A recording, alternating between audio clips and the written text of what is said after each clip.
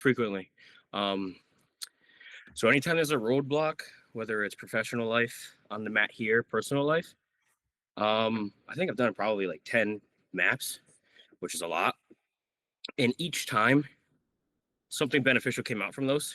I've gone through something personal where I didn't think I'd ever get over it. And you do a map and it almost just puts it into this lens that isn't superficial anymore. And it allows me to see which avenues I can take and how I can actually navigate through it. And then when you have Sensei Brett by your side, it makes it a world different, where it's just very comforting, but also it allows me to know what route I need to take, and it doesn't allow me to stall because it's right here in front of my face, and it makes me act on something. Not me personally. The map was something Sensei Brett showed me probably a little over a year and a half ago. And at first you have those superstitions like, how is this going to help my problem?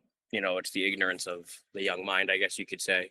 And as you're doing it, you're like, well, this is interesting because there's a scoring thing. You have a number 1 through 10, and before you do the map, you pick what number you are.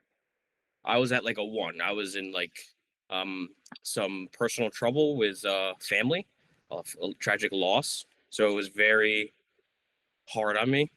And at the end of doing the map with Sensei Brett, I was at like a 7, and that is like exponential growth.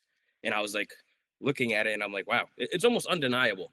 Once you do it, like it's questionable because you're like, I've tried everything. How is this going to help me? And then you're writing out your problems, and then the triangle. With he makes you do certain lines, straight lines, or like good communication, squiggly lines, or bad communication.